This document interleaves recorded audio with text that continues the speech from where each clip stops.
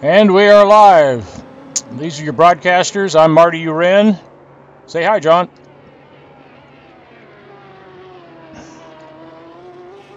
Hey, John, how you doing? Doing well, Marty. How are you? Pretty good. It's like we're at Spa tonight, the famous Spa track in Belgium, and this is a Super Pole qualifying for a short qualifying race for next week's Enduro. So they're about to switch to qualifying here momentarily. And the format is basically single car on track at a time for one out lap and one time lap, one car at a time. Here we go. They're just switching over now.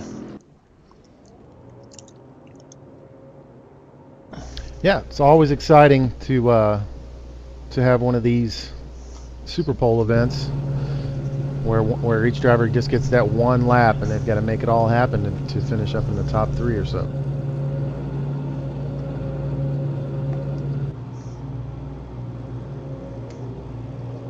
And it looks like Salem Montgomery will be up first to go.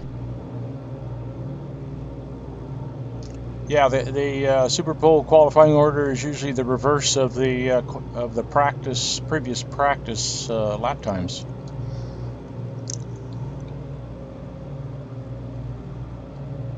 So yeah, we don't have those lap times up at the moment. Now that we've switched over to qualifying. I've got the lap times, but he hasn't gone out yet.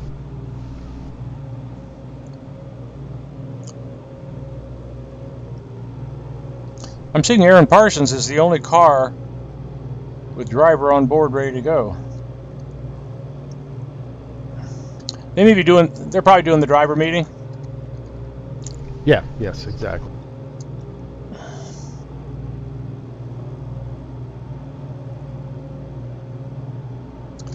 Yeah, I've got Aaron as the third place in time, so he'll go third to last in Super Pole qualifying.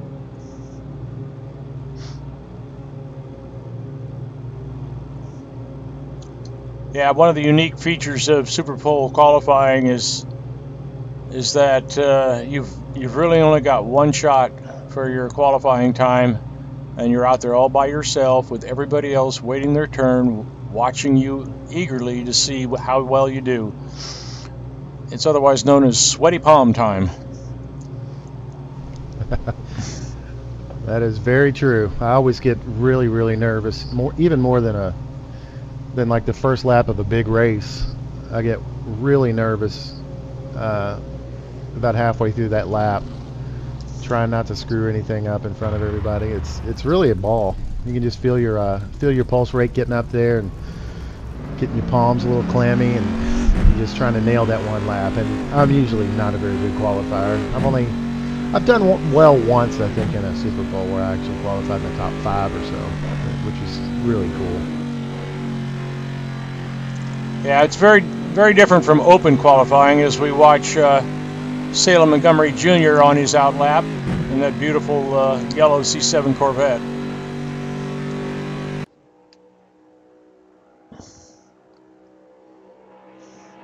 Well, we should probably welcome some new racers this week. I believe we've got 3 new guys making their debuts at Spa.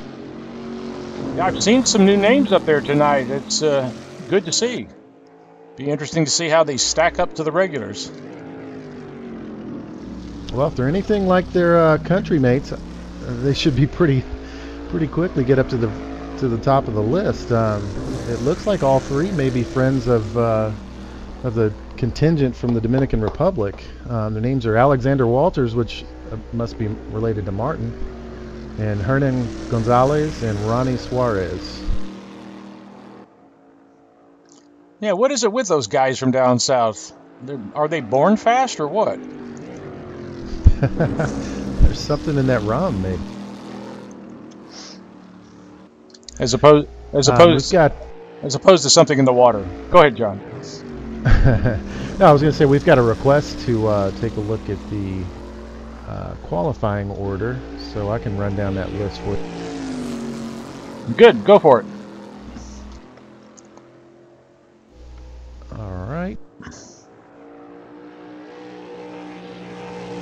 Looks like Salem will be going out first, followed by David Zahn, Hernan Gonzalez, Al Merriman, Matt Taylor, David Poole, Chris Moses, John Ludden, Omar Gomez, Ronny Suarez, Greg Myers will be 15th, Andrew Werner, Moses Caraballo, Bjorn Heyman, Trevor Snowden. For some reason I can't see who's in 10th.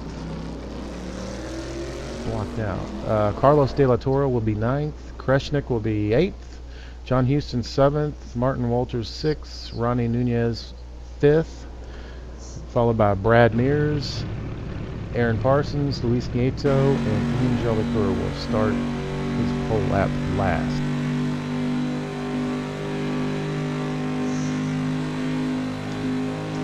Yeah, we're watching Salem now. He's just started his timed lap, so this is the one that counts for his position on the grid for our qualifying race tonight, which will set the grid for the final race next week.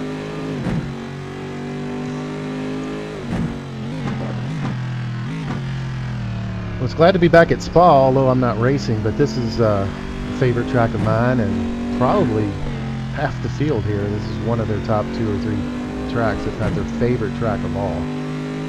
Yeah, same here. I've always loved Spa.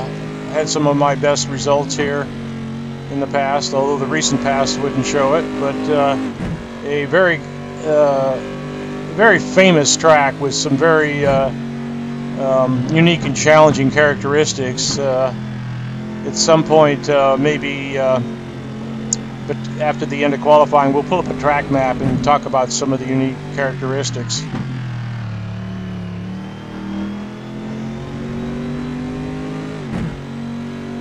Salem looks like he's got a really clean run going here. He's using all the track and hasn't made any obvious errors.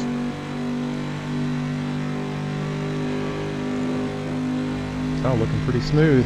Now the rest of the guys, especially the administrators, are going to be watching, and if someone makes a big mistake and does a cut or a big run wide, they will be put to the back of the field. So drivers are going to have to remember that. Well, that's certainly good to know, and there are advantages to cutting in certain sections. So Salem completes his timed lap.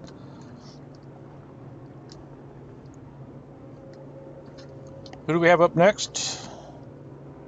This is David Zahn in the Ferrari 450.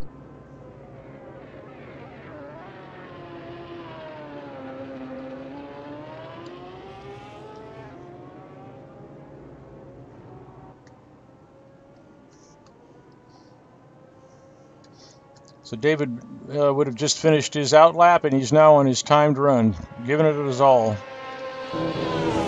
Boy, that's a very brave approach to a Rouge. I saw some dust flying up there on the right-hand apex. Yeah, and he was very close to cutting, but he made it, but just barely. Eau Rouge is one of the corners on this track, or a couple of corners that make it such a unique place to race. And very dangerous.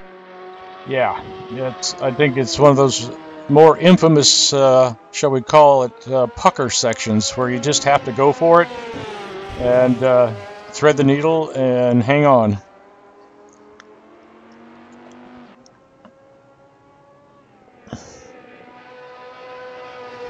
Very true, very true.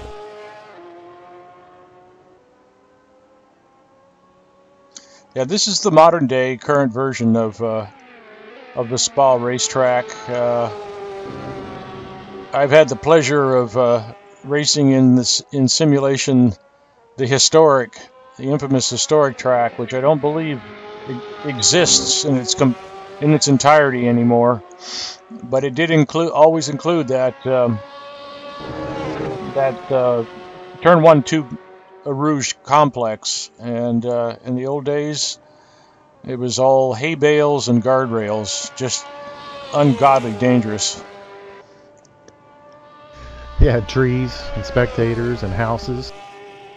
Oh yeah, I can't Some remember. cows. Yeah, off the top of my head, how long it was. It was one of the longest racetracks ever, maybe next to the Nordschleife.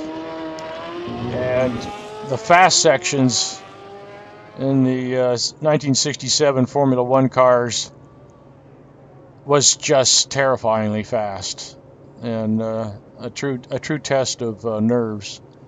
So David's on. Looks like he's 3 seconds down on Salem Montgomery's time. Salem must have turned in a blistering time.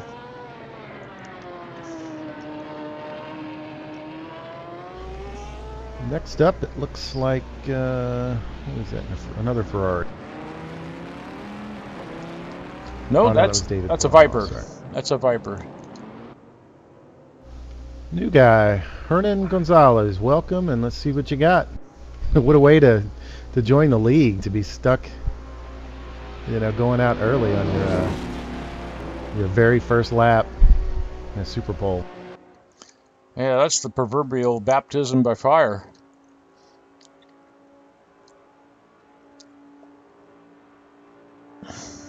Should mention that since this is his first race, he's got to carry 40 kilograms for the race, and that includes the next week's main event. So all three of the new guys will be carrying 40 kilos for the Super Bowl and next week's main event. Yeah, that 40 kilos is, basically just to try to keep it fair for the people who are in a championship, and new guys, some of which can be some pretty fast ringers, jump in the middle of the season. So everybody's welcome, subject to grid spaces, garage spaces, to join the league and participate in the North American Grand Prix race series, championship series. But yeah, when new guys want to jump in the middle of the season, that's a burden they have to bear. Exactly. It's all about fairness. And even when, if a driver misses 3 races in a row, that when they come back, they have to carry 40 kilos, which is, it's the same weight as a winner has to carry, and that's to balance everything out. And it's kind of to keep guys from not missing too many races, too. Right. We like to see full fields here, and so if you're making a commitment to race a season, a championship season, we'd like it to be a commitment to race as many or all of the races as you can. So if you miss 1 or 2, not a problem. If you miss 3 in a row, that would seem to indicate that you may not have been as serious as you thought you were when you joined. So if you're on again, off again, the penalty will apply.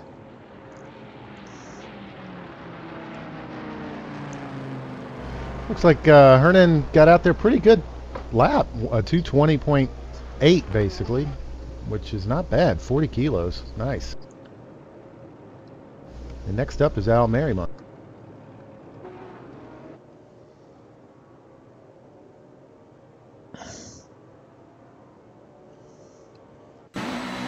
Al's still carrying 10 kilos from success ballast left over from last couple of weeks.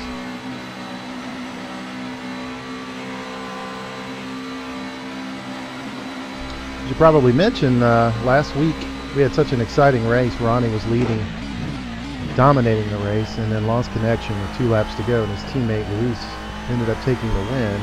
But things got shaken up with these running wide penalties, Marty.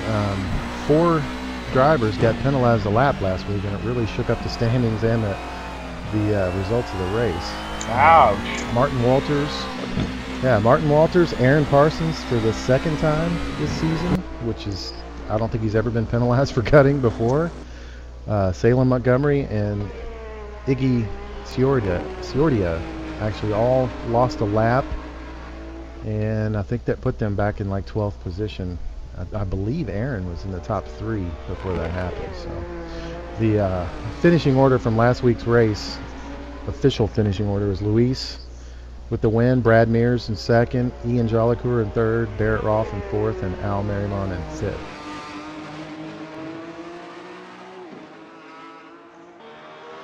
Well, I can attest to the pain of a one-lap penalty for too many cuts. The last Monday League race. It's particularly if you were not up on how many times you were cutting and you weren't aware that you were near or over the limit. It can be a painful shock that you got dropped a lap. Yeah, I've had it happen to me a couple times. My teammate Chuck, he got busted for cutting once at the Nürburgring GP circuit like 25 times in one race. Yeah, Al Merrimon just completes his lap, and he's in second place.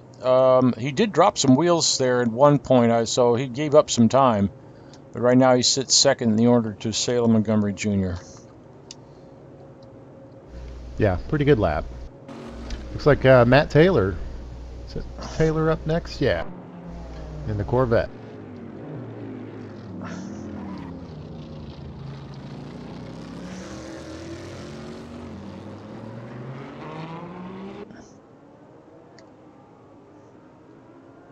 These Corvettes are made right down the road for me, Marty. Is that right? I don't think these are the Corvettes that are made down the road from you, though. Well, probably some of these parts are made down the street. Hard to believe something that much power is made in Kentucky.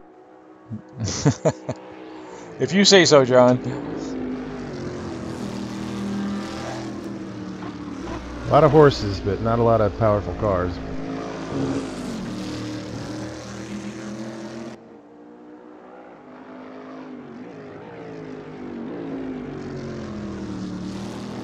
Yeah, speaking as a Ford guy, I have a lot of admiration for the Corvette program. It has been a well-run and consistent racing effort for quite some years now against the world's best GT competition.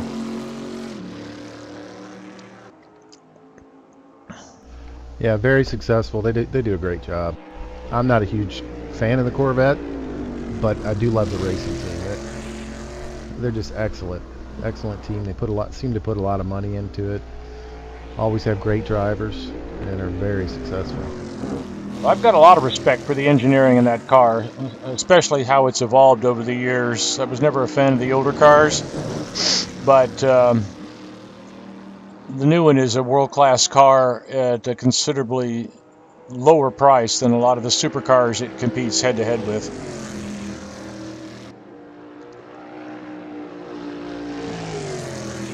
Yeah, the new ones are pretty striking up close. Here comes Matt through the new version of the bus stop.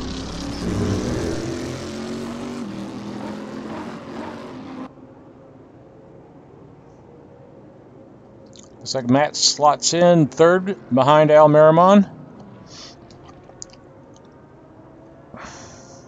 Yep, not a bad lap. Next up is David Poole. Lamborghini.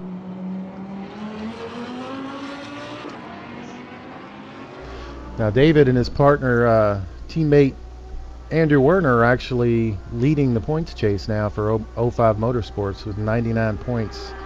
They're leading Monty Python, which is Denise and Ronny. They have 96 points, and then Al and Brad made a nice little move last week to take over third with 87 points for Gotta Go By Racing.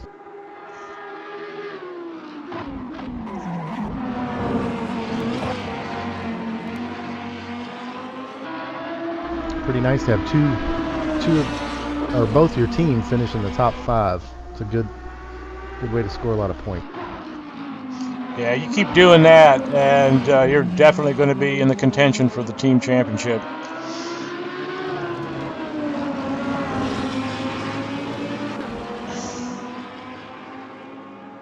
In the chat on the Twitch, there's a friend of some of the Dominicans actually watching, and I asked him how these guys are so fast. And he says Hernan Gonzalez is actually a real life driver that used to race in the Dominican Republic. That's why he's fast, and he said he thinks Ronny was just born fast, apparently. Yeah, those of us that have been running against Ronny can attest to that. Yeah, that's true.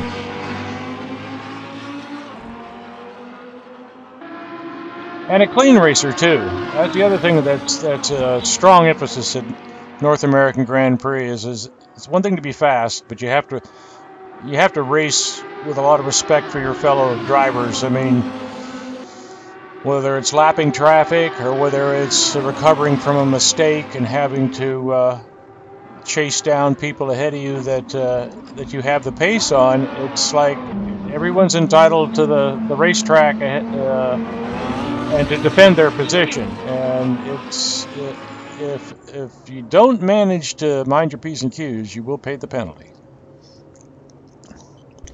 That is true. And looks like Poole just put it on pole by a second over Salem Montgomery with a 2:18.1.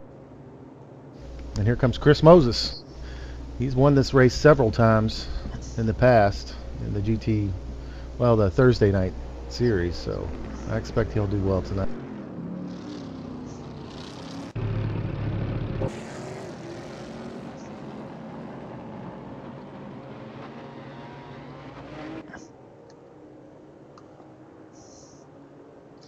Yeah, Chris is one of the veterans that have been here with North American Grand Prix from the very beginning. A few championships under his belt, always a very tough competitor.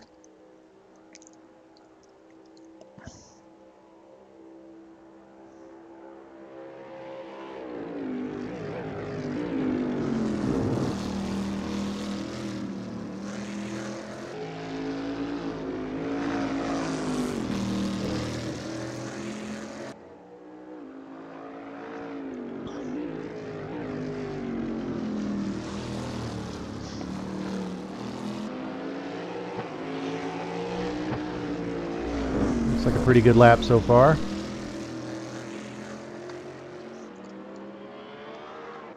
Yeah, he's a little wide coming out of No Name corner. Yeah, which a couple of these corners you can't really gain any time from running wide. No, but I did hear that they will be penalized for cutting Eau Rouge.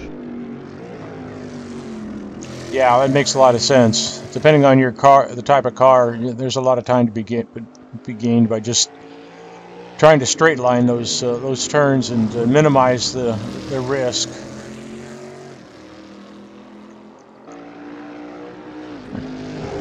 Yeah, for tonight's 12 lap race, I believe, third cut or third run wide in any corner, for the corners that they're actually going to do the review, there'll be a penalty. You'll lose a lap. Yeah, see, Chris is down 6/10 in his first sector, 9/10 in the second sector. Doesn't look to be shaping up to be pole time, but I'm sure it'll be high on the order.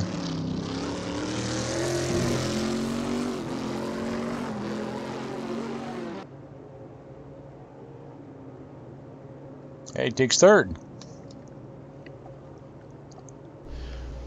Yep, not bad. Here comes John Ludden and the other team of Ford GT.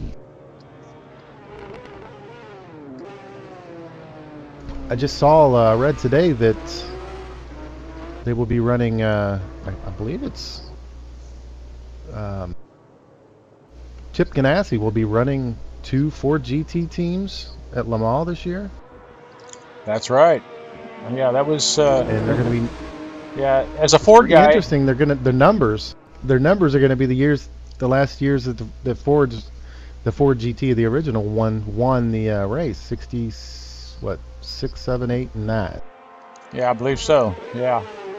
No, the new Ford GT's racing program was very early announced to not only compete in the American IMSA GT series, but that they would be racing for a return to glory at Le Mans. So, as new as the car is, they have got the best people in the world on this effort. It's going to be fascinating to watch. Yeah, can't wait.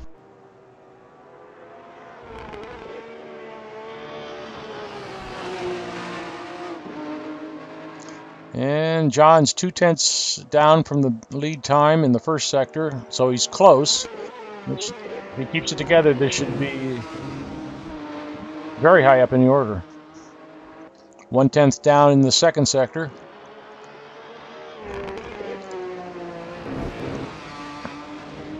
Knocking on the door here.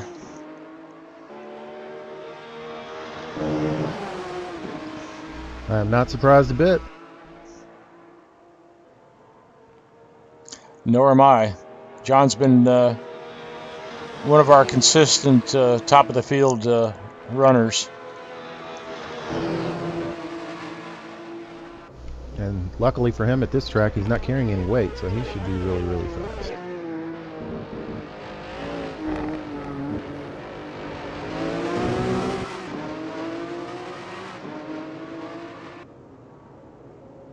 And he's a 10th up, and that gives him the pole. Oh, great lap. Yeah, he just nailed it.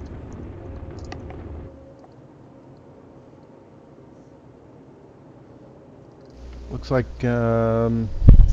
next up Omar Gomez, and he's a little bit behind. Yeah, he's just finishing his out lap. He's a little slow to get out the gate.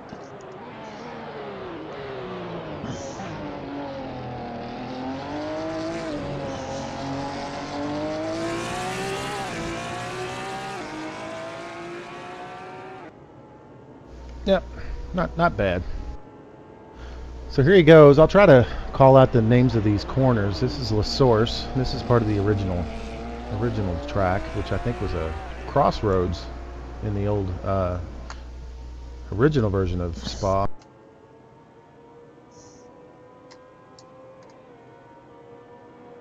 Then of course through Eau Rouge. Huge elevation change right there from the bottom of that corner to the top. And it leads up to the Kemmel Straight. Yeah, this is all a slight uphill, so it's a real horsepower pull. And into Lake Holm. This is where you turn off the actual public roads and onto the course when they actually design the GP course. This turn is called Brussels. Yeah, second slowest turn. This is turn. all downhill too. And this one's referred to as No Name Corner, I believe. Leading on to Puhan, which is very tough to get. I mean, you can gain a lot of time if you just really nail this corner. I think he was a little slow there. He didn't use all the track. Here comes Fagnes, which is a little right-left sweeper.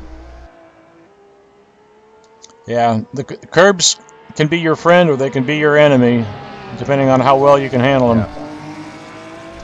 Stavolo, and that's that was part of the old track. I believe Stavolo's a town down the street.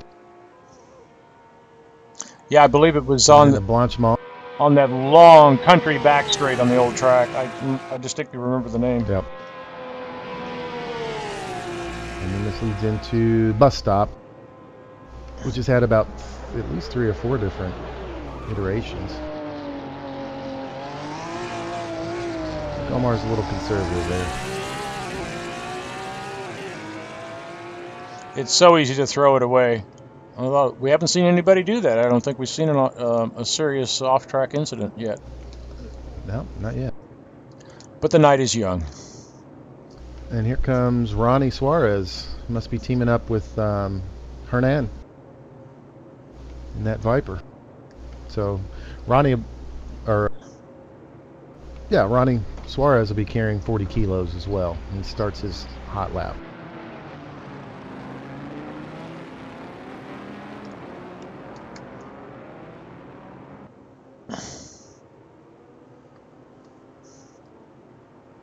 Yeah, part of this format for Super Pole is that as the driver finishes his out lap and starts his goes by the pits to start his timed lap, the next driver is to pull out of the pits and at a slow speed and come up on his outlap. That's why you see a car behind here. So here we are on a timed lap, and behind is his outlap.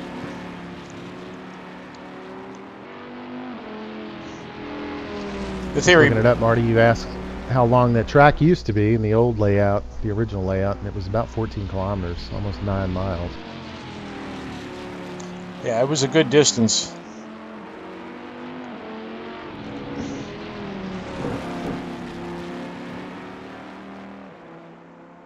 And I believe that was all public roads back then. Yes, I think you're right.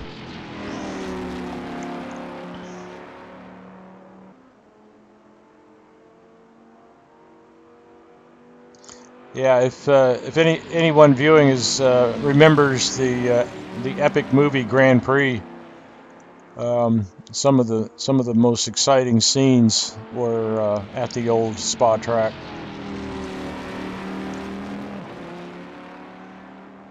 Yeah, I just watched that last week, actually. Every time it's on, I've got to watch it. Fantastic stuff. Well, if you're a race car guy, it's a fantastic film. It's got to be the best, if not second best. But it was also, I think, just good movie making. It got a lot of credit for just good storyline in the context of competitor drivers and the people around them. Looks like a pretty good lap here.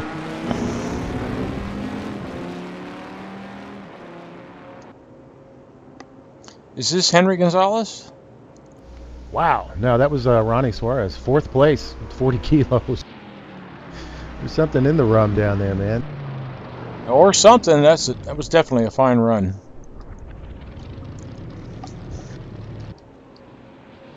Here comes another Dominican, a new guy, Alexander Walters. He's in the other livery for the Viper. Yeah, if I'm not mistaken, the Vipers were a little dormant at the beginning of the season, so it looks like our new drivers are giving this car a bit of a go. Actually, I made a mistake. This is Greg driving the Viper.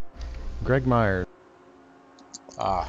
Yeah, I don't believe he's racing this season, except in a substitute role, but he has always loved this track and didn't want to miss this one. Mr. Consistent. Yes, exactly.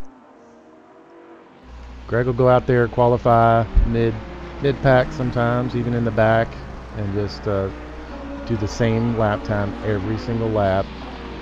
Race you safe and clean and finish in the top 10. Yeah, very, very clean racer.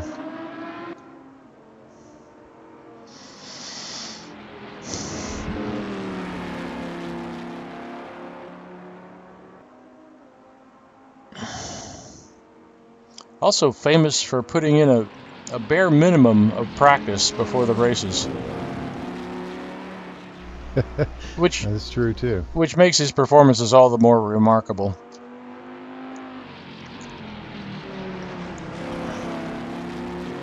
I think he just really enjoys racing with other people, and it's the loneliness of practice and setting up the car lap after lap after lap just doesn't excite him, and he, much like my teammate on Monday night, Ian Jolicoeur, racing tonight, just is able to jump in a car and get the most out of it. Yeah, that's very true. Yeah, Greg's one of them that is always wanting, even after races, let's go out and go on an open server somewhere and have a race.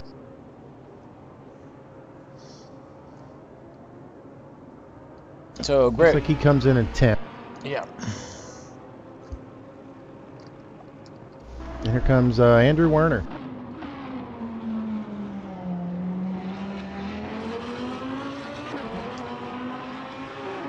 I expect Andrew to be pretty quick, but he's carrying 50 kilos more than anybody else, and that's got to make a huge difference. Ouch. Yeah. Andrew's had a pretty good season, and I think that's reflected in his success ballast. Yeah, if you combine Andrew and Ian's points, who has been substituting for Andrew a couple of times, I think they'd be leading the championship. I don't think you can combine points for a driver's championship. No, of course not.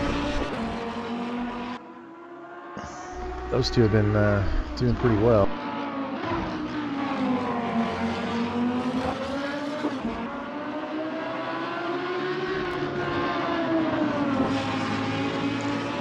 Boy, look. Andrew's first sector time is 0.0, which I take that to mean he's right on pole pace. Well, yeah, hopefully keep it up. I think the second sector, though, second sector's a lot of more tight turns.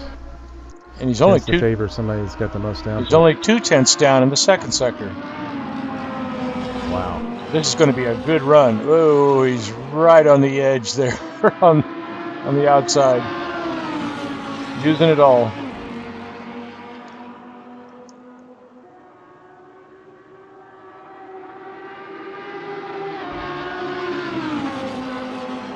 And this is nerve-wracking here. This high-speed section approaching that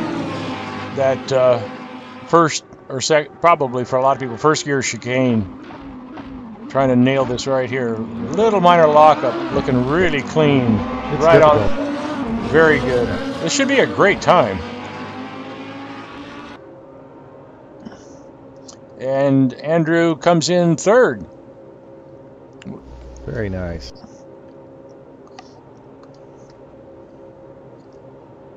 Here comes Bjorn Heyman.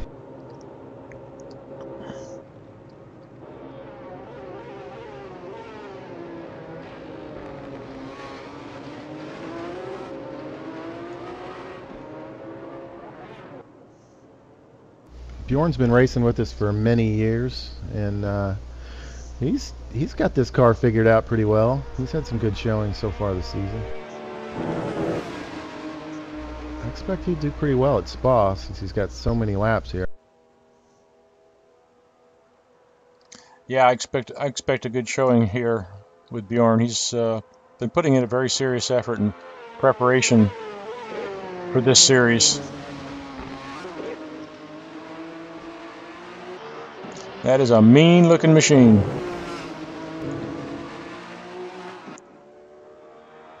I think I like it more and more every week.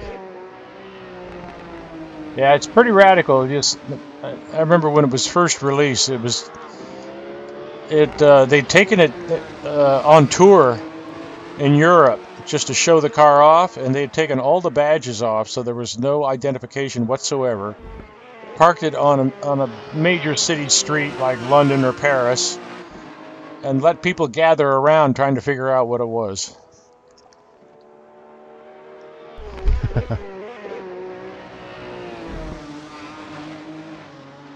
Ooh, Bjorn has a little tank slapper, gets a wheel in the dirt, and loops it.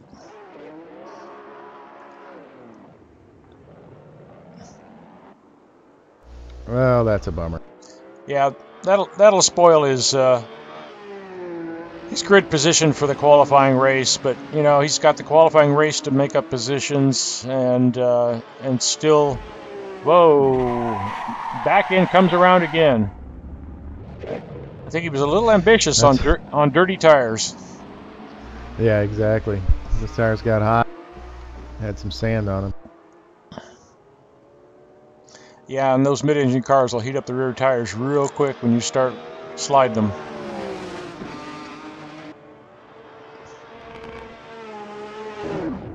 Oh, boy.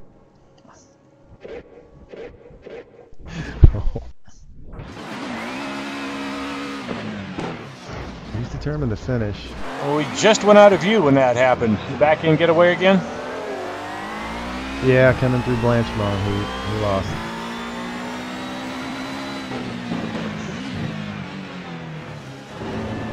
Looks like David. Oh boy. Yeah, he's got no rear tire. Yeah, those super softs, they're just worn out from all that sliding. So I believe Trevor Snowden is actually, he got past Bjorn. So Trevor's actually started his hot lap. Speaking of tires, John, have you been monitoring tire choices for this qualifying? Oh, Trevor gets it I haven't way looked yet, but I can't. Gets it way off there. That's not good. That's gonna be hard to miss. 4 wheels inside the curb there at a Rouge. So tires, John. What's everybody running?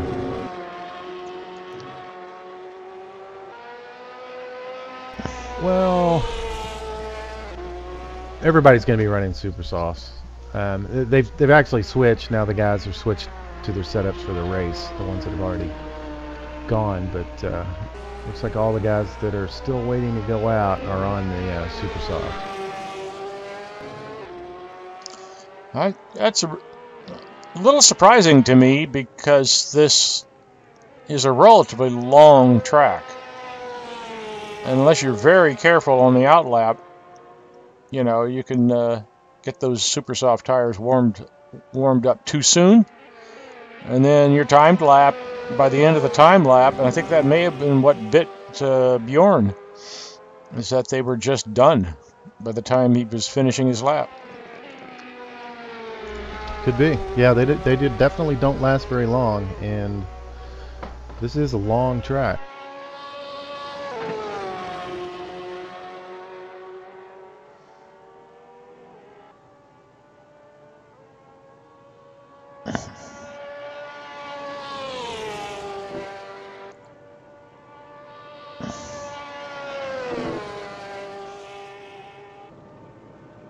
Well, maybe nobody noticed that little all-wheel off that Trevor had, because this looks like a really good run. Was it on the inside or the outside of Rouge? It was on the inside. I only say that because I know that I'm not spilling the beans if they're watching.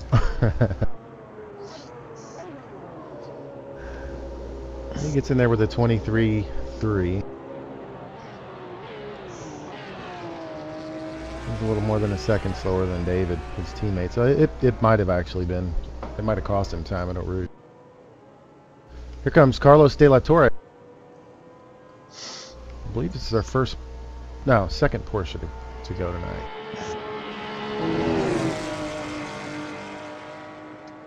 Yeah, Porsche looks real stable up through Rouge.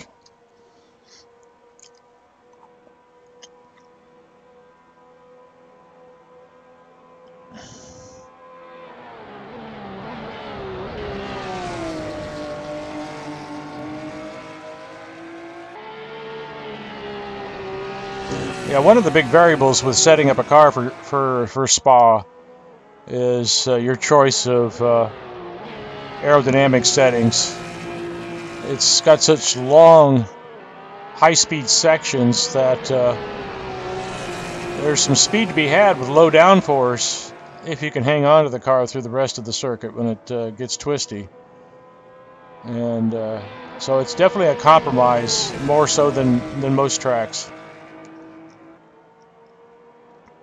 Boy, Carlos was right out there on the outer curb edge, and he sounded like he kept his foot in it. He's looking good. This is a nice looking lap.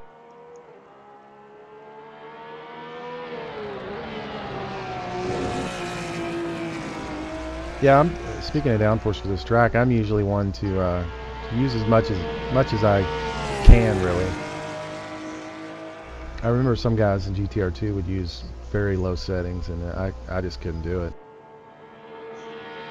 Yeah, I remember being somewhere in the middle.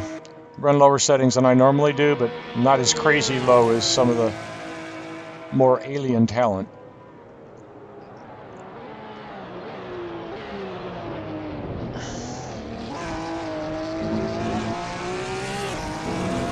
That's a good looking lap. Well, there was an exception there. I don't know whether you missed that, John. We'll see what they have to say about it. Slots into fifth. 5th.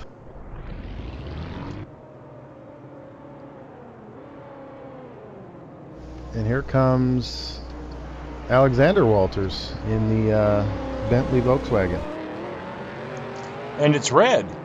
I don't think we've seen it out here before. This is the first time for this car. No. Yep. And he's going to be carrying 40 kilos.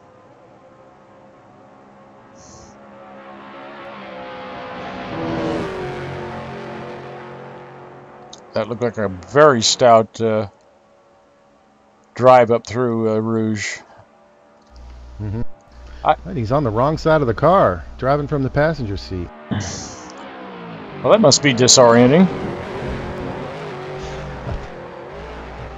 I guess that, maybe the Astons are on the wrong side drive. I'm not sure. I don't think I've driven those.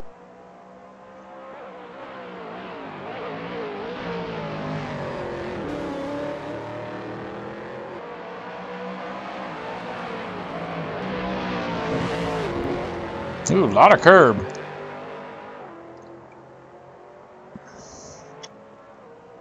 I think the curb kind of shoved him wide there on the exit.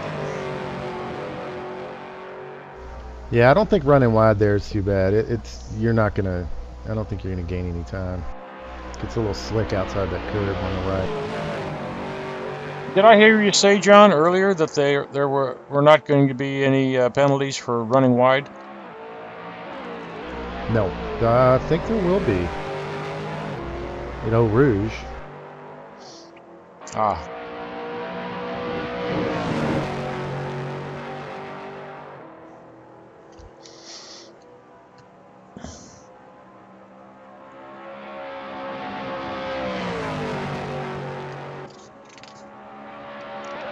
You know, one aspect of this super pole procedure that we haven't mentioned is that the top two qualifying times have their positions locked in for the race next week, regardless of how they do in the qualifying race tonight.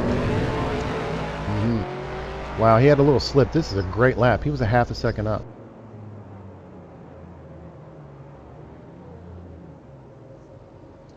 And Suarez slots in at 7th.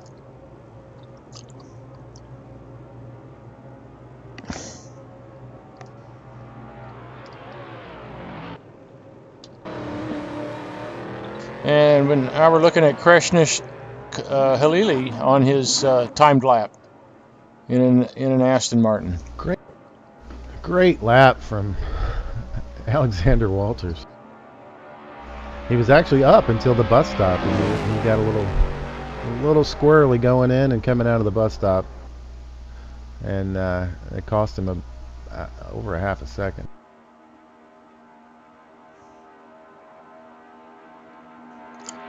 Yeah, it's somewhat ironic, I guess you could say, that sometimes, all too often, the slowest section of the track are the ones that cost you the most time.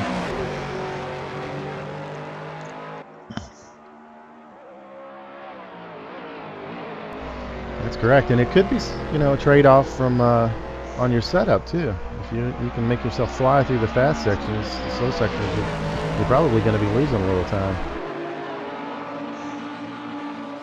I think a lot of it has to do with, the slower the section, the more you're having to slow down to that slow speed, and the longer it takes for you to get up to the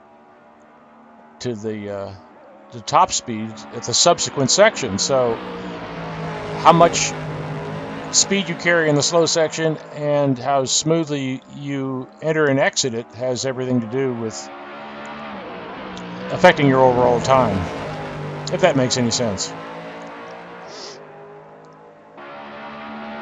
Absolutely.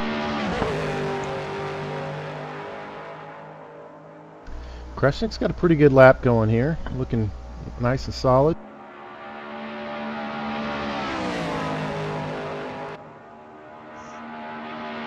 Yeah, it's like he's just a half second down on the second sector and 0 down on the first sector. So he's right in there. Iffy. A lot of curb. Hold on. Yeah, he got out of there pretty well. See what happened? Nice. Yeah. It's a good lap. 6th place so far for Kreshnik. That's good. That's a good qualifying effort. Here comes John Houston. T-Brock Dam Band. And I still don't know what that stands for. I learned a little bit more of it, but I still can't remember the whole thing. The blue ring octopus that killed the dingo that ate my baby, or something like that. No wonder I can't remember it. It makes no sense.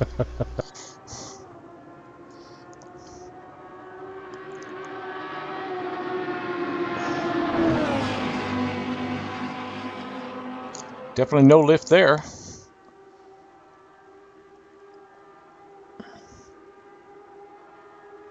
Yeah, the Lamborghini's got one of my favorite engine sounds in this game.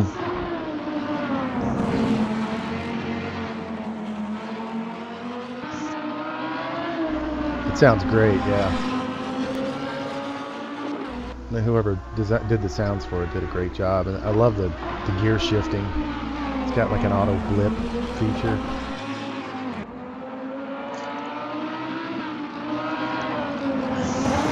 I think when you're in the cockpit, you can really hear some transmission whine too. Yeah, and the cars are all fairly unique in that regard. That's what makes the work that the people have done, slaving over the development of these simulated cars and tracks, so rewarding.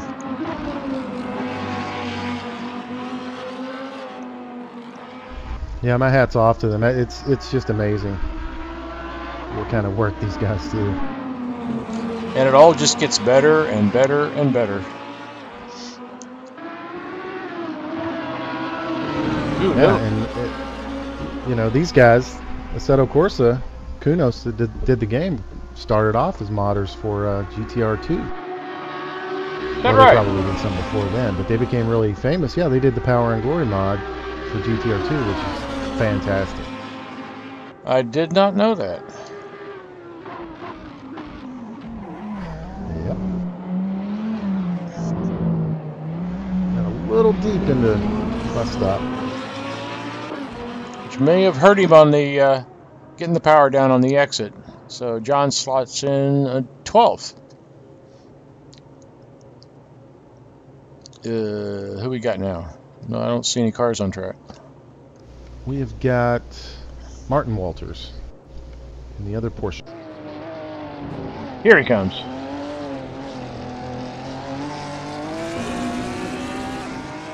Martin's been putting in some very good. Let's see if he can. Very good drives so far this season. Yeah, he's got a challenger in his brother or cousin, or possibly father or son. Have we established do. that they are related? Well, I'm going to put my reputation that they are. They're both new from the Dominican, and their last name is Walters. You know. So what you're saying is, how many Walters could there be from the Dominican Republic?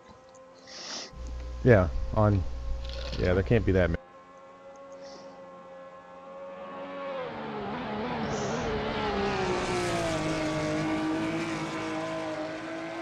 Looking very smooth here through here, and you can tell he's like up on the grip.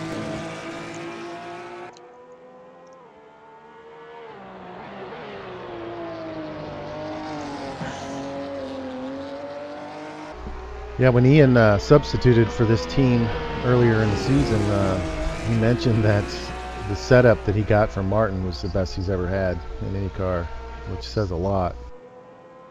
So Martin's really got this car figured out. Which accounts for why Ian cleaned their clocks at that race recently. Interlagos. Interlagos, right.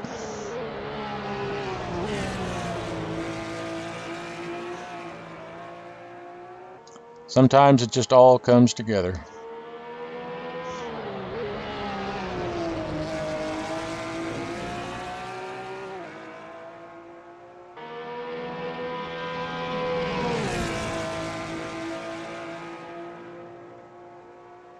Wow, Walters is green in both the first and second sectors. This is looking very good here. 6/10 up in the first and 6/10 up in the second. but that's going to cost him a little time. See what he does here at the bus stop.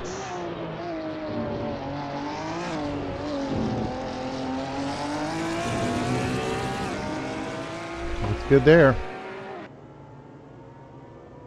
Look at that. We have a new pole position. Martin Walters. 0.07 of a second. Yeah, when you're 6/10 up in the first and second sectors, both, you don't have to. You don't have to be 10/10 in the third sector. And I think he knew he had it if he just didn't mess it up. Yeah, great job. And here comes another Dominican that's very fast, Ronny Nunez in the Ferrari. Oh, not another one. And they're all fast.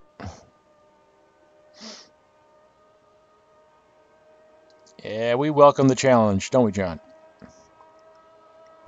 Absolutely. You got the best from all over the world. That's what makes NAGP such a great place to race.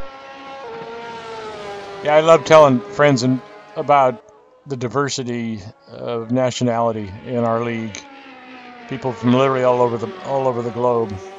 Some of which you get to not only race with, but you get to know, and on occasion you actually get together with them in person for either meeting up at a race or hanging out.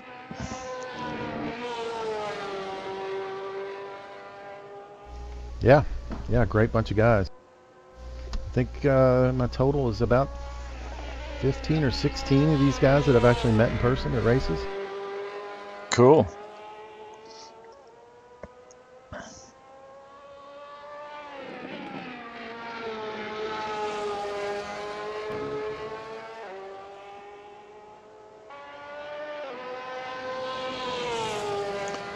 It looks like Ronnie's was 4/10 down the first sector and 4/10 up in the second, so this is looking pretty good.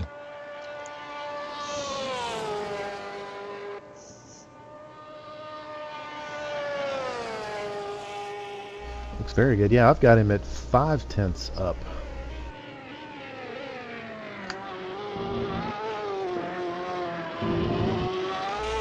Yeah, he nailed the bus stop. Looking pretty good here. 8/10 up. There it is. Yeah, great lap. Yep, he pulled it out there in that third sector big time. 17-1. Way to go, Ronnie. By 8/10 over Martin Walters in second. Yeah, nice. Here comes Brad.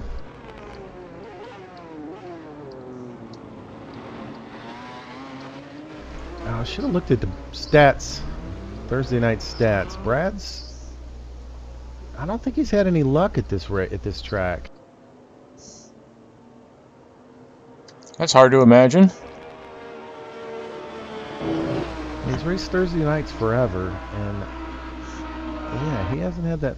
He doesn't have many wins, if any, and a lot of bad luck's happened to him here. So hopefully he'll get that straightened out one of these days.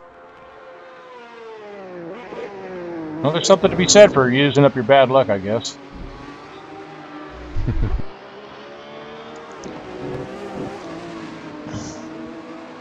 Boy, he's working that wheel. Looks like that car looks maybe a handful.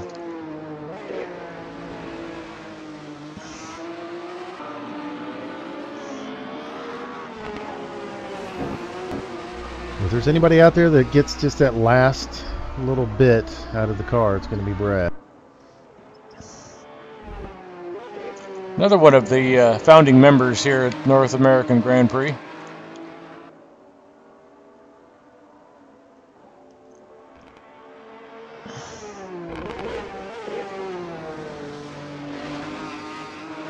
A little deep into the first Fagnes there. Yeah, he's not looking too comfortable, shall we say.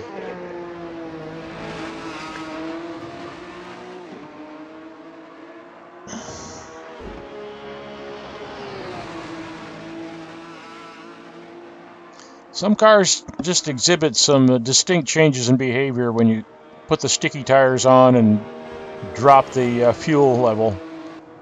And if you haven't practiced with in a qualifying setup, it can it can make this kind of a thing, particularly a single lap qualifying effort, a big challenge. Yeah, exactly. And he's carrying 30 kilos too. Oh, a big slide there. Yeah, this is not going to be one of Brad's best efforts. I haven't been following him. He slots in 13th. Yep, I'd be disappointed with that. Here comes Aaron Parsons.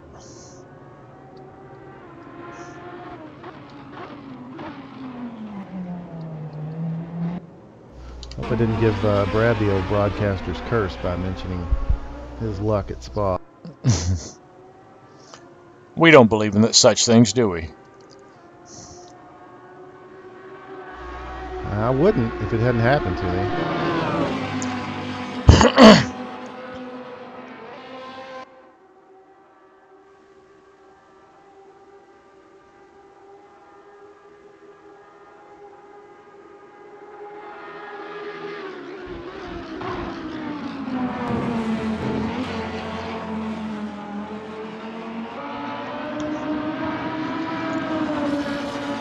Yeah, Aaron is one of those drivers I would characterize as the curb meister.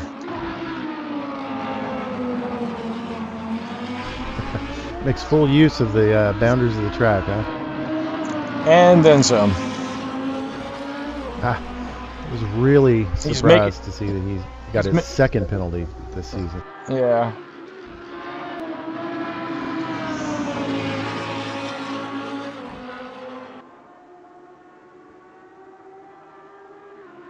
Now, Aaron has a reputation for finding ways to use curbs nobody else can use successfully to gain time in a given corner and do it lap after lap in a race situation. Yeah. Well, he's one of the founding members too, and he's been around forever doing this. Yeah, I've followed him around and watched some of his curb work, shall we say, and at the end of the race wondered why I didn't practice using that curb.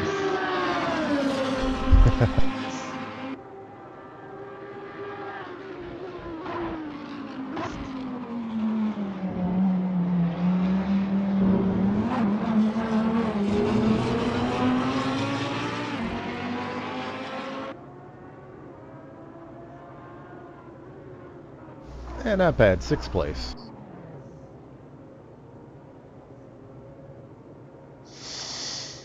Now here comes last week's winner, Luis Nieto. Lucky Luis. Let's see if he can put any pressure on Ronnie's time there.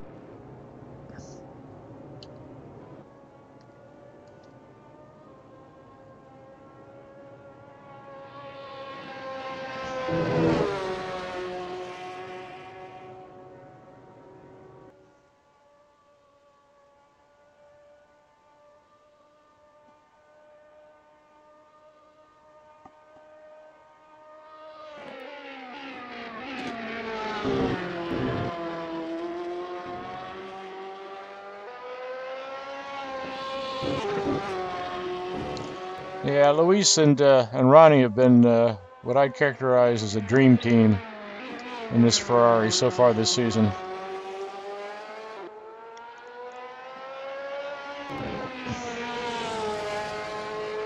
Yeah, they're both extremely fast.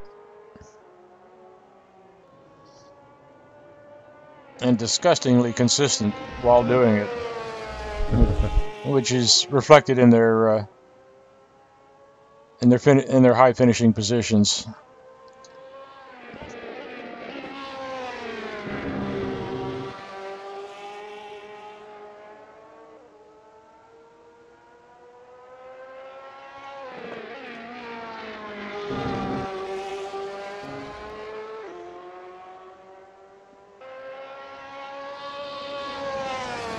And Luis is 0 in the first sector and 4/10 down in the second.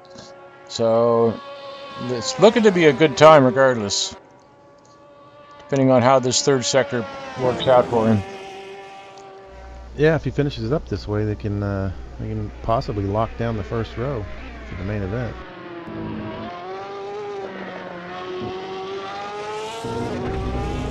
Nice exit out of the chicane.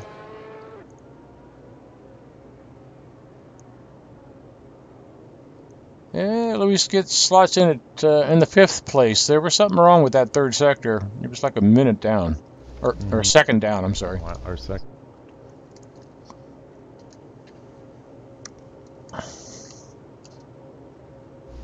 Little unfortunate for Luis. Now next up looks like Ian in the Porsche. Going to the bus stop right now. He's quickest in practice. And he loves this car.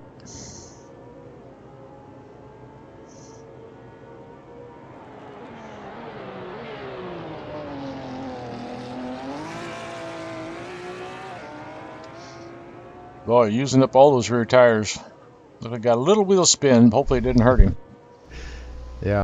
I was watching him through before he through Stavolo. He actually went off a little bit and got into the gravel. So he might have been feeling the effects of that, still trying to recover. Cool down the tires and get all the dust off of them. You talking about his outlap? Yeah, on his outlap.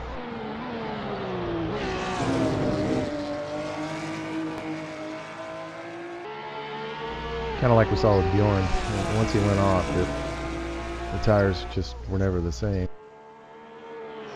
Yeah, you've got to give the tires time to clean off if you've really got them when they're hot and you collect some dirt on them. You just have to get them clean before you can lean on them again.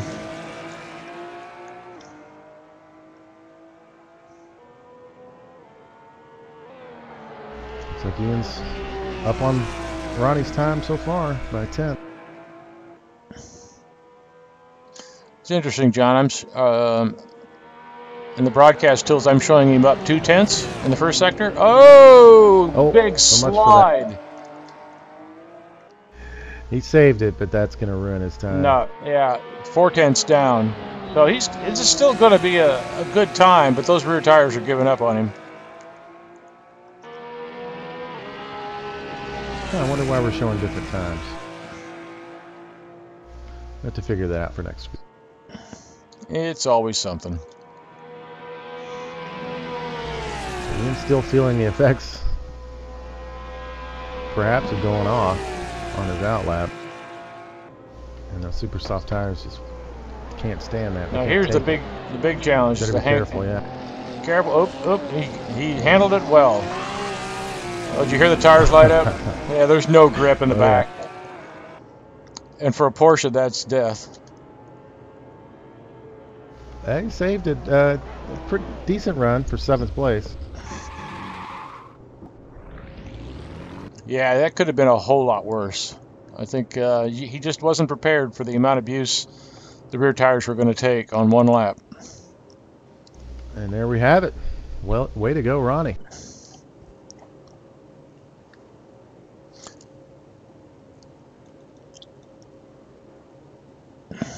And so Ronnie's locked in to start on pole next week. Beside Martin Walters, those two will start no matter where they finish tonight's Super Pole race. They'll have the front row and the points that go with it. Absolutely. Well, John, I'm going to take a quick break here, and if you want, you can do the run down the order for us while I'll do it. I'll be back in a sec. All right. Pole winner, Ronny Nunez. Not a big shocker. Way to go. 2nd place, Martin Walters. 3rd, John Ludden. 4th, David Poole. 5th, Luis Nieto. 6th, Alexander Walters. Good job on your first run here. 7th place, Ian Jolicoeur. 8th, Aaron Parsons. 9th, Andrew Werner. 10th, Singlet Montgomery. And 11th, you got Kresh Nicolili, followed by Carlos De La Torre, Ronnie Suarez in his first event here, Chris Moses, Al Merriman, Brad Mears, Matt Taylor, John Houston, Hernan Gonzalez in his first run. Nice job. And David Zahn is in 20th. And we've got Greg Myers, Omar Gomez, Trevor Snowden, and Bjorn Heyman. And then we've actually got Moses Caraballo in the Viper here. I'm not sure why he didn't qualify. But that'll round out 25 racers tonight. And let's see.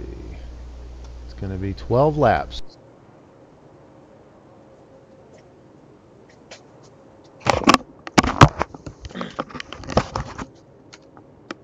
Okay, I have returned. All right, we've gone through the list. We're looking at 12 laps. Marty, what do you think? Well, one thing that seems to be true of these shorter qualifying races is everybody feels the time crunch. It's like sometimes the patience is a bit short when it comes to making up positions, and so it's always a really exciting race, and compared to the normal distances where people know that they don't have to be so aggressive, but the qualifying races are definitely intense. Yes, exactly.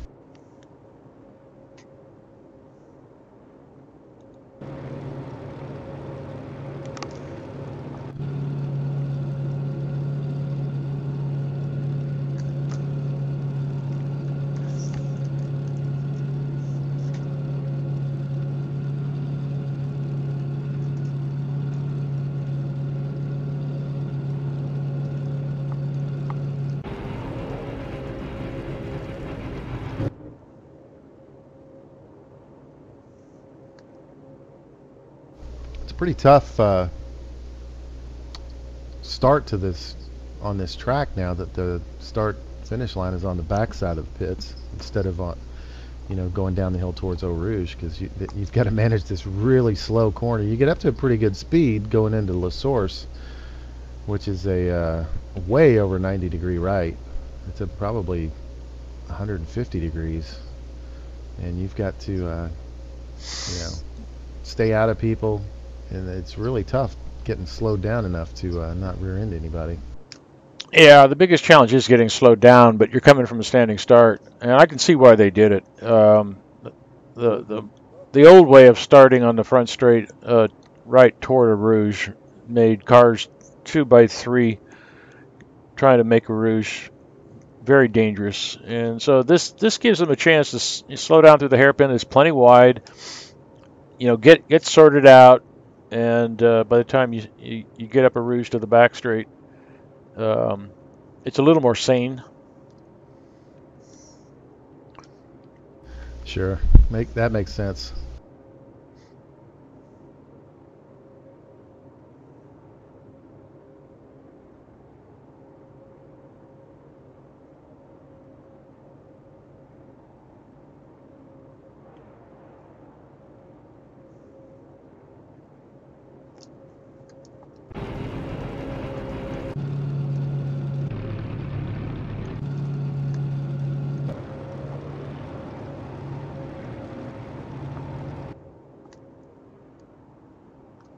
Well, we should be seeing the lights here shortly, and the engines will rev and the pedals will go down, and off they'll go. Be great to see a nice clean start. Everybody get settled in, and then have some nice close racing. Yeah, I'm personally hoping the new guys are cautious. Certainly don't want to start off on a bad foot with a penalty. Okay, we're seeing lights now. Getting ready to go.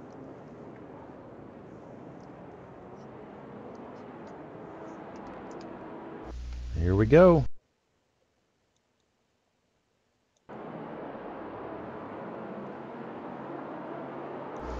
Ian popped out there. Passed a couple of cars. Oh boy. Oh, I think that was Luis. Had a crash. One of the Lambos. Big mess in the back. Looks like the front 6 cars got away. Whoa! Looks like Andrew Warner He goes wide. and one of the Corvettes had a problem. Warner's in the grass.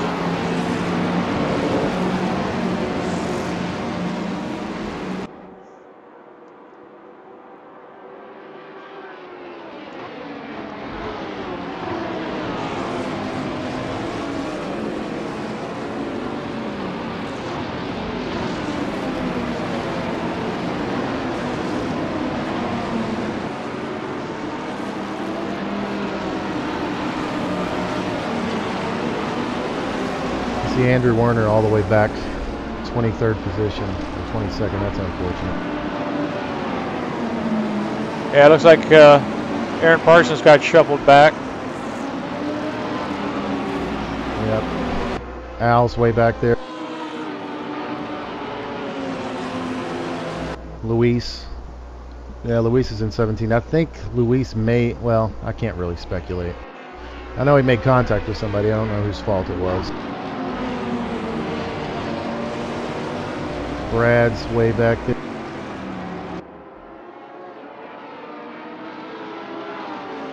Ronny Nunez, Aaron Parsons. our current leader, has got away clean again.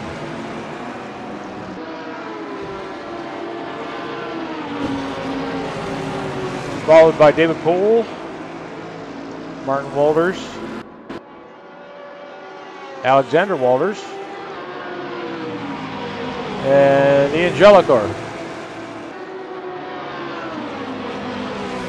John Ludden, and then a gap back to Salem Montgomery.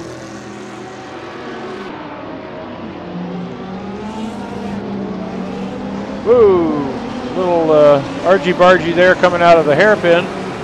Martin Walters looks like he lost some speed.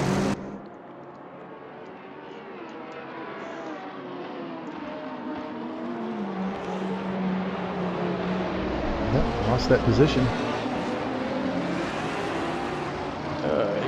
Ian had a look there on the outside of the source, but couldn't make it happen. Looking at tires, Marty, we've got everybody on mediums except for teammates. Aaron and John Houston are both on softs. Interesting.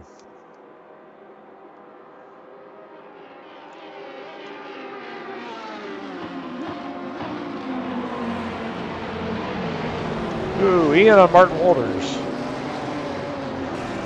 And Ian makes it stick for second place. No, make that third, I believe. Fourth, I believe. Ah, close enough. Third. No, it is fourth. Ronnie's kind of running away.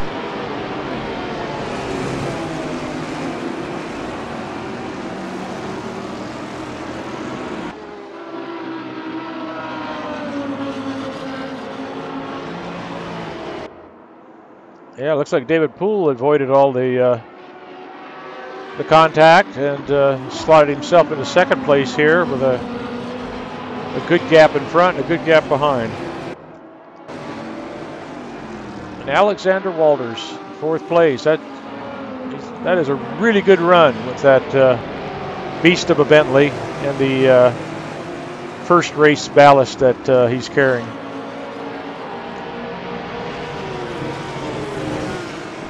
John Ludden is pushing Martin Walters really hard here.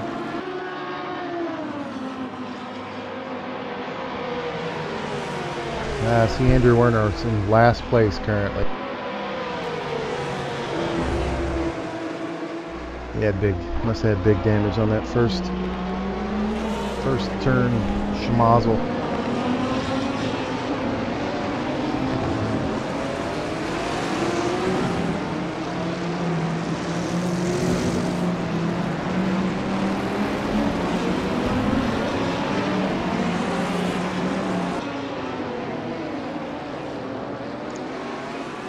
Aaron Parsons down the inside.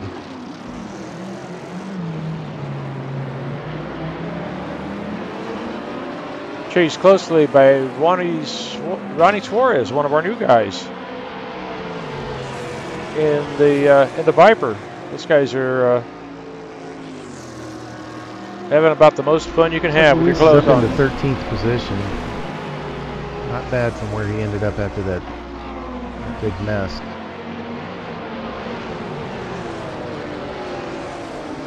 Looks like Suarez got a good run, and Aaron's defending to the inside, and it's gonna be, and Aaron has to let him have it. That's some very good tight racing right there.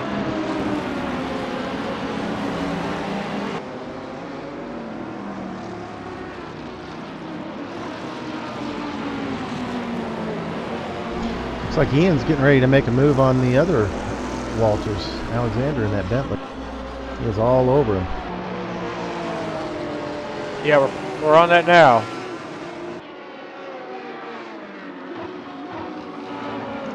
I wonder if Walters can even see that Porsche out that high rear window on a Bentley.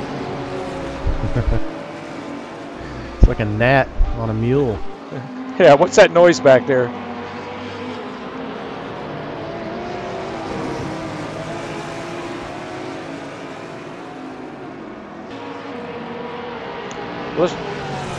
Let's follow this for a bit, and then we'll drop down the order and see how everybody else is doing farther back.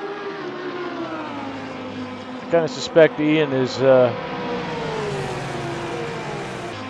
preparing for a move here.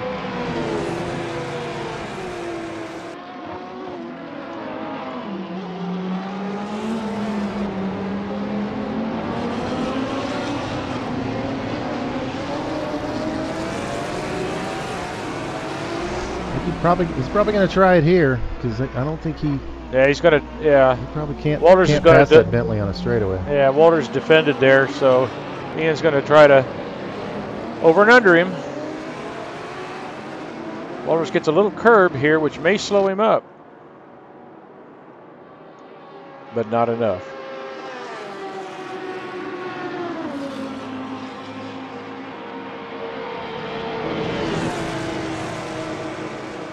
Well, that's about as close as you can get. If you can get a draft, if you can't get a draft now, he'll never be able to. That's true. Walters continues to defend, giving Ian basically nowhere to go. He's going to try to take him on the outside, and they make contact, and they both spin. Oh, boy.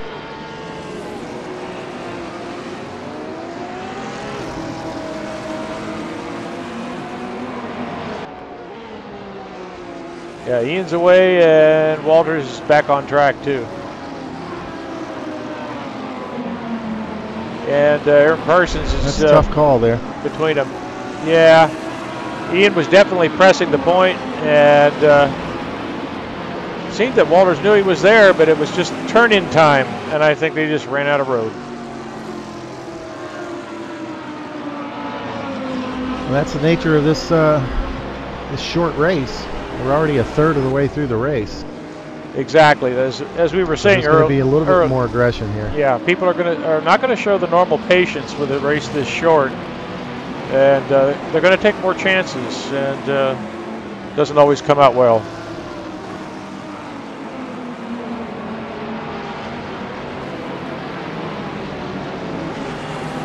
Here's Herman Gonzalez being followed closely by Carlos De La Torre. Luis Nieto on his recovery from his early problems. John Houston gets under him here, but if he can't clear him, a little bit of contact, too much curb. Lewis is driving it right down into the braking area here in the chicane. They've got to be really careful. Easy, guys, easy. Good job.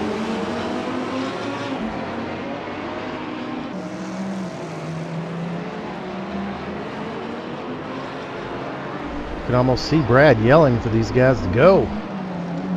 He's probably cheering them on to mix it up. That's what makes it easy for him to close up on the action. Yeah, I just saw, as you were saying, that Ian passed Salem going into Eau Rouge. Back up to 5th place.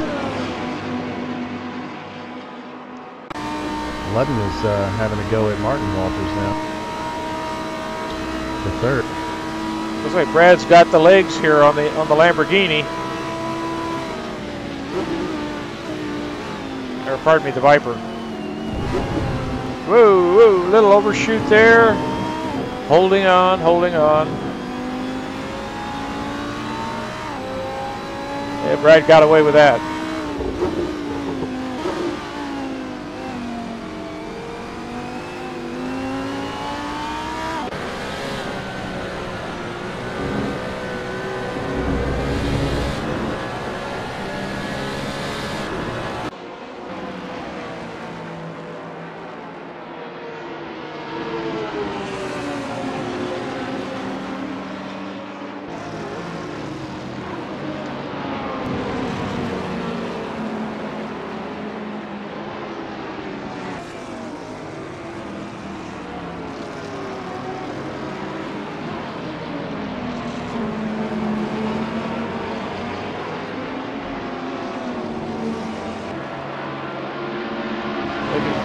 Got Kreshnik Halili closely following Aaron Parsons, who's having a hell of a time trying to get around that Viper.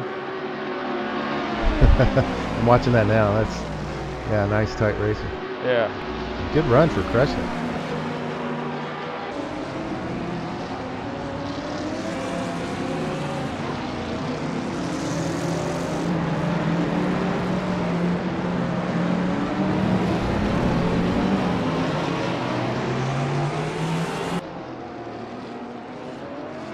And they're side by side again. This time it's Aaron Parsons on the outside.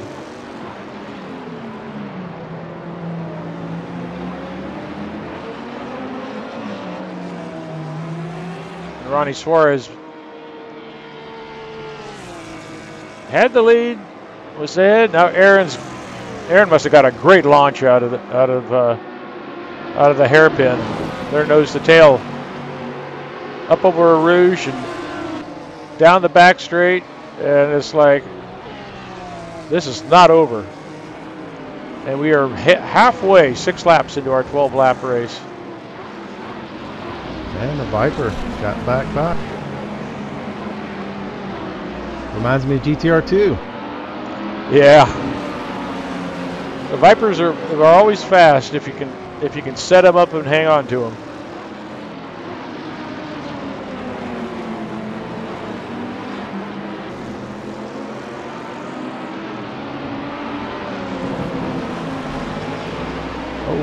Looks like Brad is gone.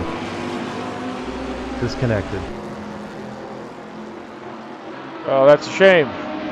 Didn't see what happened, did you? No, I sure didn't. He was right next to his teammate Al. So they were coming up through Eau Rouge, but I didn't see anything happen. Oh, say it ain't so that your teammate took you out. No, no, no. I think Brad had a couple of incidents already. It's possible he crashed, but I'm not sure. Oh, on board here with Kreshnik, and just in time to see Aaron Parsons take it way too wide and off track.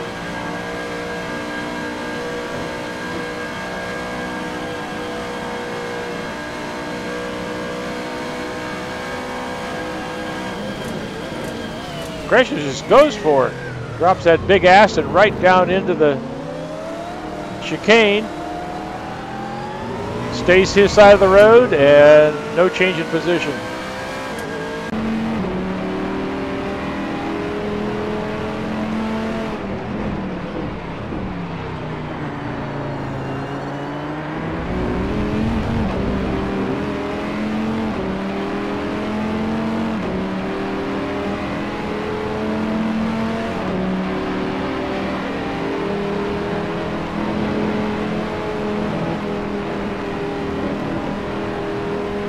Got a pretty close battle for third between Walters and Ludden. We got battles going everywhere. Alexander Walters and Salem Montgomery are duking it out here. That would be for the 6th position.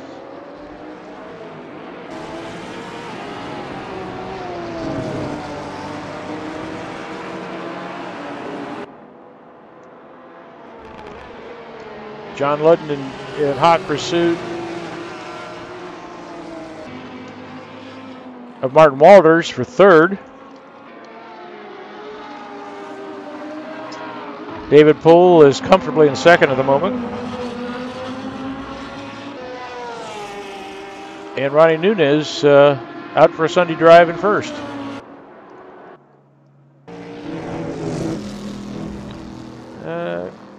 Going to the back of the field here, I see Chris Moses is in 24th. We didn't see what happened, but it must not have been good. Oh, boy. Yeah, his lap time is up with top 5 or 6. He must have had an accident or something.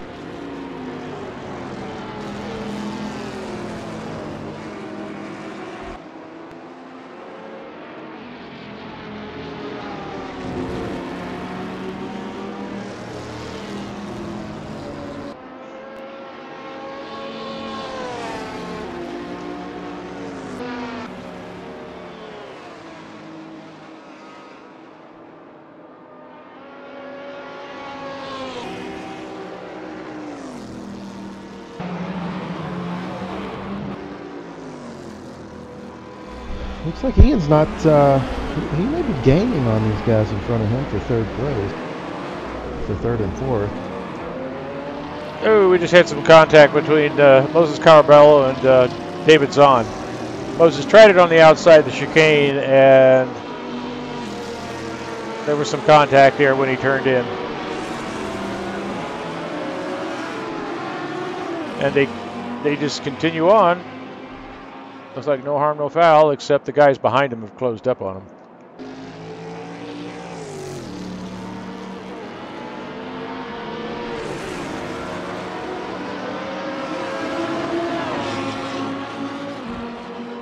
This is going to turn into a 3-way battle here pretty soon for 3rd place.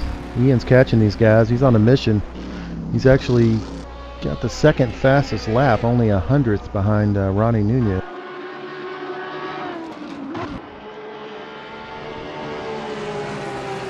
Oh, Nunez had a slip, or Walters had a slip, and Ludden gets by. Yeah, just pick that up.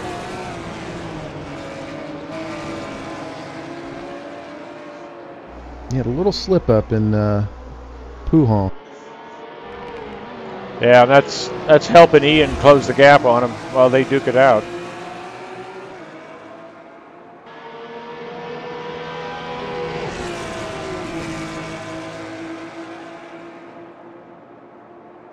Well, this is a situation where Walters can race as hard as he possibly can and give her everything he's got, because he does have 2nd place locked in for next week's race. Yeah, good point. The only way he can do any damage is if he actually gets a penalty in this race.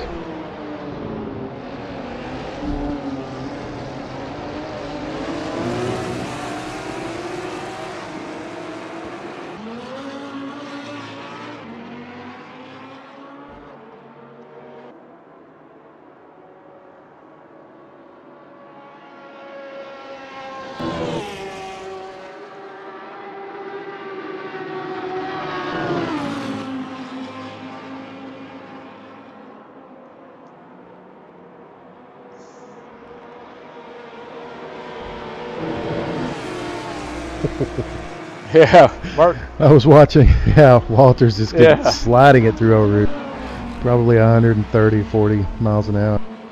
Yeah, you're going to scrub off some speed, but if you don't die, it's all good. Oh, here comes Ian. He lost enough speed that Ian takes the 5th position. Yeah. Yeah, it looks like Ian's last lap was the quickest of the race.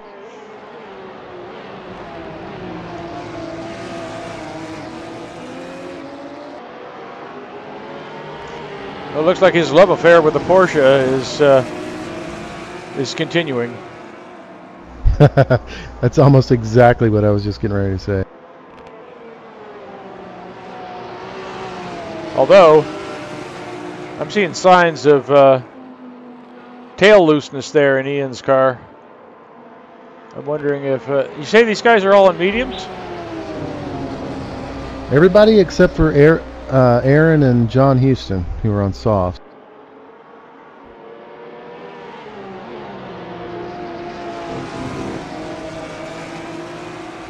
Now the Porsche is going to feel a little bit different too, probably with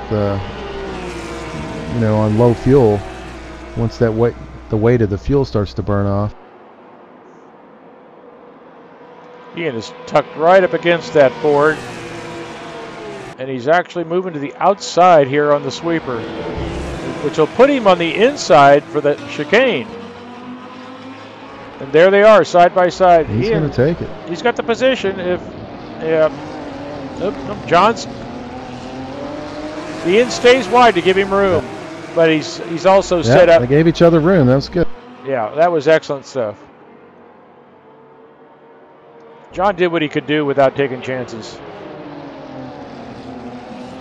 And I think he knows Ian's got some great pace. He's just going to run away. If he can get out front and they can't immediately get back, he's going to go. And looks like Ludden gave up the spot to Walters.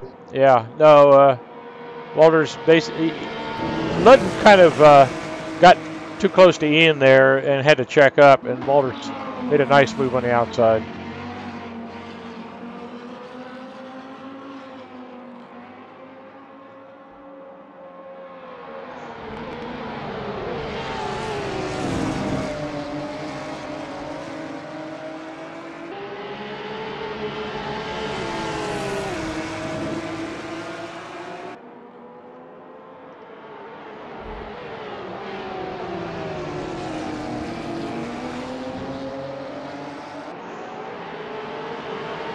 This race for third is far from over. These guys are still on it with 2 laps to go.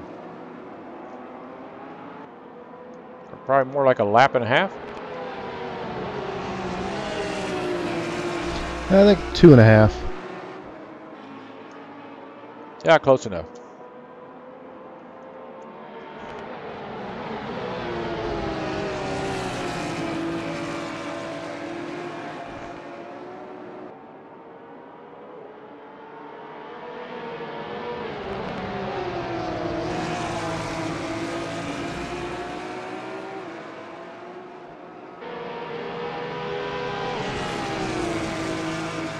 Well, I hate Just checking the timing and scoring. Ronnie got a 6-second lead over David, and David's 12 seconds ahead of these guys. Yeah, this is definitely where the action is, at least some of it. Looks like none of them have been able to pull away from any of the others. They're still definitely within striking range here with a couple laps to go.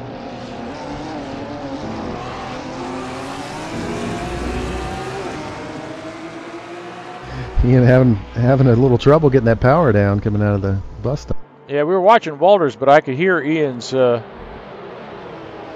engine causing loss of traction. So it's like I'm afraid his rear tires are starting to suffer. But if anybody can handle it, he can. He's going to have to figure that out by next week, because next week's race is 58 laps. You're going to have to go a long way on a set of tires.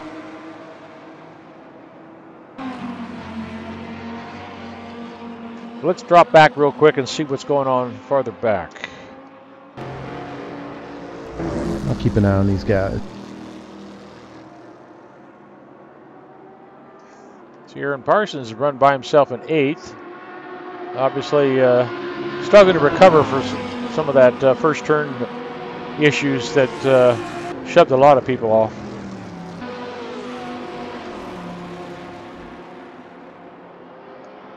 Yeah, I think quite a few of those guys have some aero damage, slowing them down pretty well. You know, the slightest little tap can actually slow you down a second a lap. And there's a pretty big contact made. Yeah, especially here at Spa with these long straightaways. You spend so much time full throttle at high speed. If the car's not smooth and slippery, you're going to be losing time.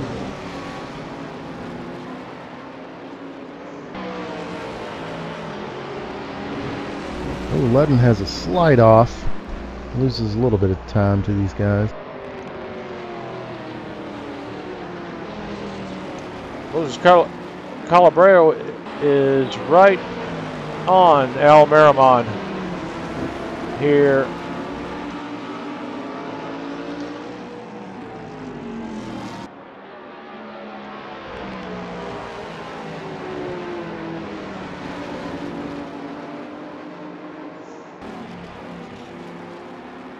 Just notice I can see when these guys' fuel light comes on.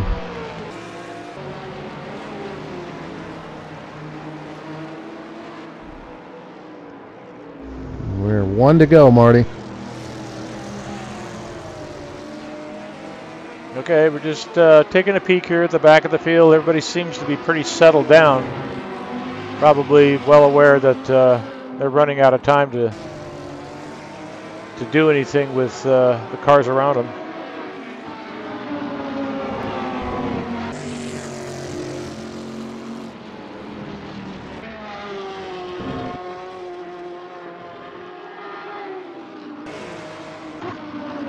Looks like Ian's broke away for in third position there.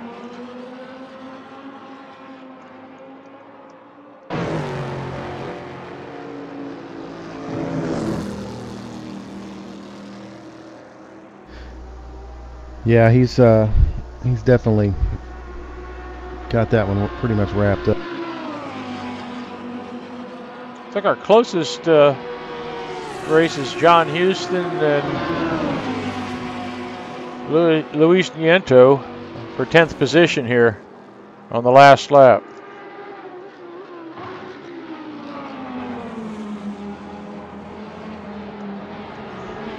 Luis is having a look down the inside, but he's just not close enough.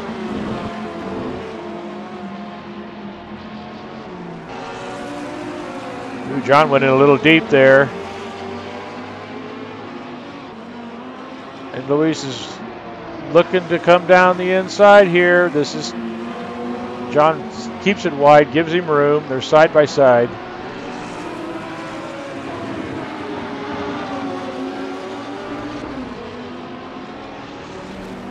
Our leader's getting ready to go into the bus stop.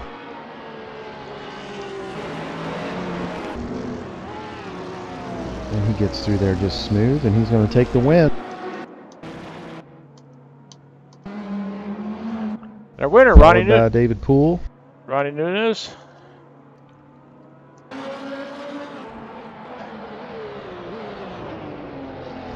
Nice comeback from Ian.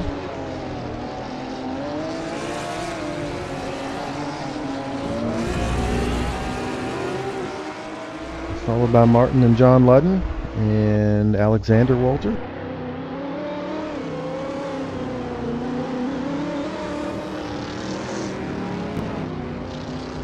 Salem Montgomery. Here comes Aaron Parsons. Oh! Locks it up coming in. It's going to keep the position, but barely. Hey, Lambo's not a good drifter. Carlos De La Torre.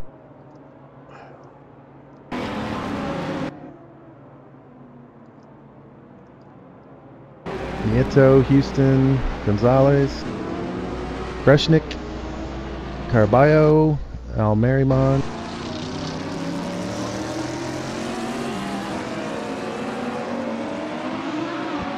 Matt Taylor in 16th, Omar 17th, Zahn and Snowden, the teammates, 18th and 19th. Andrew Werner, disappointing 20th. Yeah, that's got to hurt. And there's our race winner, Ronny Nunez, joins us in the booth. Great run, Ronny, and great pole lap. Hey, good evening, guys. Hey, Ronny, good job. That was a good run. Yeah, another very impressive run. You just basically just never made a race of it. Just kept your head down and kept it clean, and it paid off. Yeah, just I tried to pull away from David, who was going super fast in the opening laps, but I managed to open a bit of a gap, and yeah, that was it. It was really calm race. Yeah. So can you tell us anything about the newer guys from Dominican Republic? It looks like we had three new racers with us. Are they guys that you helped bring to the league? Yeah, actually, some of them have raced at an AGP before me. They race at this Dominican league called BBD. They're a bunch of really fast guys, most of them. Yeah, they're hoping to join this event and maybe a few others. And yeah, actually Moises has been here way before me, but yeah. Yeah, if tonight's any indication, they've definitely shown that they've got the stuff to race fast and race well. So they're, I'd say at this point, they're plenty welcome to continue on as they see fit. Yeah, they feel already very welcome. Everyone at NAGP has been really helpful, and trying to make them settle in and that kind of thing. Yeah, we really appreciate that. Well, cool. Back to the race. I'm trying to think of anything that would represent drama for your race, but I guess that's a good thing. Yeah, it was a really calm race, like I said before.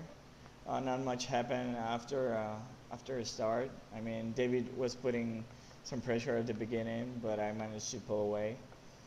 And I think that Ian maybe had the upper pace of everyone else, but he seemed to to get stuck in the back. Yeah, no, he definitely had some battles on his hands to get up to where he did finish, kind of thing. But it was a short race. Next week's going to be a little longer, so it's going to be interesting. So, and you were locked in regardless of your finish anyway, and the extra points don't hurt. Yeah. Although my driver championship hopes are pretty much gone after the last few races, me and Luis are pretty much still in the fight for the team's championship, and yeah, we're gonna give it the best we can. Well, good show. I'd referred earlier to you guys as the dream team with your speed and consistency and high placed finishes. So yeah, I'm not surprised that you're looking solid for being right in there for the team championship. So good show. We'll see you next week. Okay, thank you, Marty, and have a good night, guys. You too, Ronnie. Great show. Good night, man. Good night. Well, there we go.